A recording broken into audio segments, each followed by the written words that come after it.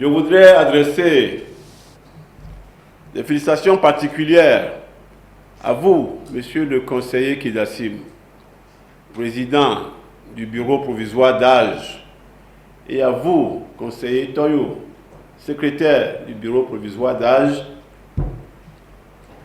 pour la hauteur et le brio avec lesquels vous vous êtes acquittés de votre mission. Je crois que chacun ici a pu apprécier et mesurer la qualité des actes que vous venez de poser. Je voudrais au nom de tous vous féliciter et vous remercier. Je voudrais aussi féliciter Monsieur le conseiller Bakem Teba Blakinam, président élu du bureau exécutif. Monsieur Mikemina Kassere, premier vice-président élu. Madame la conseillère Kassan Balaïbaou, deuxième vice-président du bureau exécutif.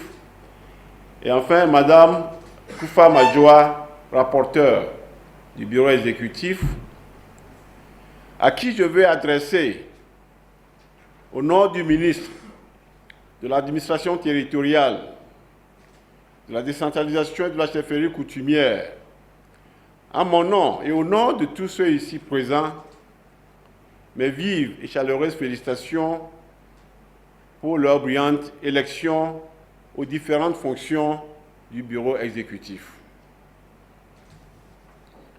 Je voudrais saluer la confiance que vos collègues ont manifestée à votre égard en ce moment. Et je sais que vous aurez à cœur de tout faire pour mériter pleinement cette confiance. Il vous revient à vous désormais, Monsieur le Président, et à tous les membres du bureau exécutif d'assumer avec l'énergie, le talent et le sens des responsabilités qui vous caractérisent chacun et chacune, les charges qui sont désormais les vôtres, charges telles que définies dans la loi relative à la décentralisation et les libertés locales. En vous renvoyant avec toute la solennité requise à vos différentes fonctions, je crois devoir rappeler que les mois et les années qui viennent ne seront pas de tout repos pour le Conseil régional et le bureau exécutif nouvellement installés.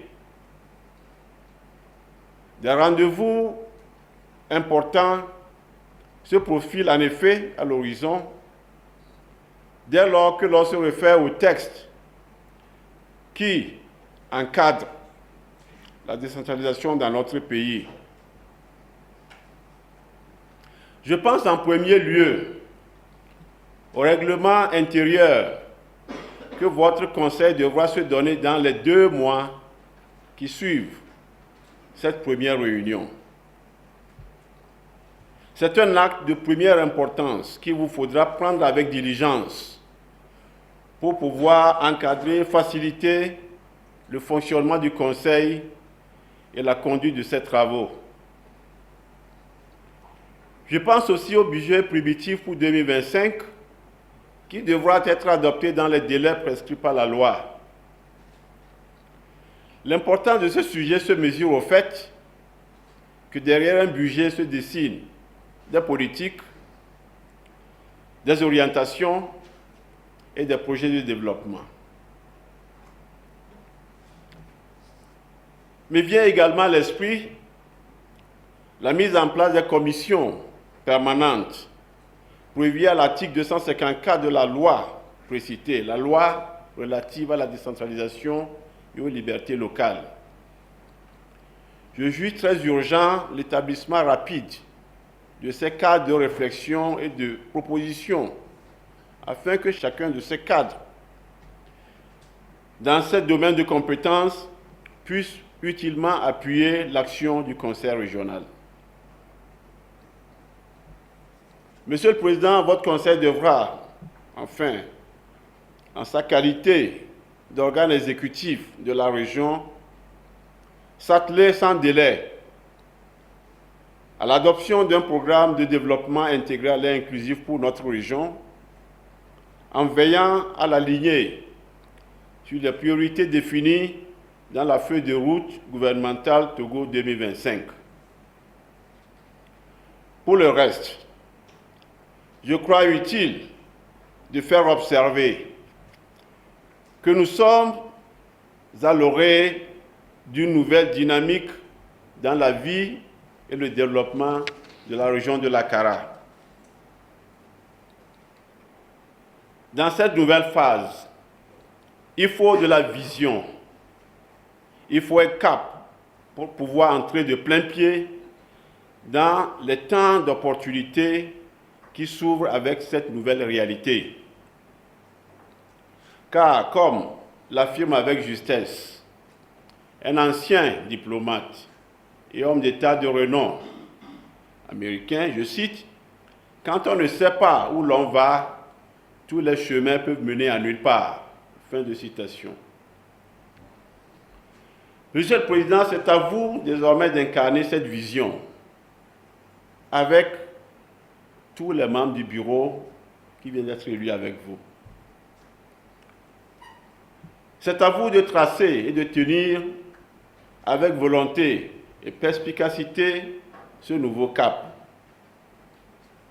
Et c'est à vous de montrer avec courage et discernement la voie à suivre en toutes circonstances en ayant à l'esprit l'intérêt des populations de notre région et le bien-être commun de notre région. Je dois également attirer votre attention sur la nécessité de mesurer les actes que vous serez amenés à poser désormais dans l'exercice de vos fonctions à l'aune de l'attachement au droit. Je vous invite ainsi à faire toujours montre de formalisme et de conformisme au sens le plus élevé de ces termes dans tout ce que le Conseil dont vous avez la charge entreprendra pour le compte de la région, afin que vos décisions et vos actions soient toujours indemnes de fragilité juridique.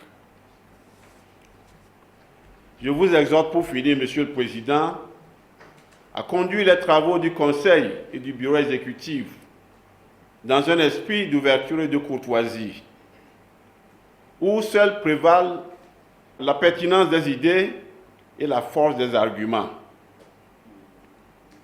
Je vous incite dans cet esprit à veiller à instaurer une ambiance de travail convivial et exigeant qui favorise la hauteur des débats et la qualité des délibérations. Je demande à tous les conseillers régionaux de prendre de la hauteur pour exercer leur mandat avec assiduité, ponctualité, volonté d'adaptation et un sens élevé des responsabilités. J'invite chacun de vous, mesdames et messieurs, conseillères et conseillers, à soutenir pleinement et objectivement l'action du bureau exécutif que vous venez de lire librement et à contribuer ainsi à des perspectives nouvelles pour les populations de notre région. Car j'en ai la conviction, c'est ensemble que vous porterez l'ambition de faire de la région de la Kara un territoire accueillant et dynamique, ouvert aux investissements et à l'entrepreneuriat, une région fière de ses racines et de ses traditions, une région tournée vers le développement durable et inclusif. Je renouvelle pour ma part mon engagement à travailler à vos côtés et avec vous pour doter la région de la Kara, notre région, des moyens de cette ambition. Je vous souhaite à tous bon vent et plein succès. Je déclare close la première réunion du Conseil régional de la CARA et vous remercie pour votre aimable attention.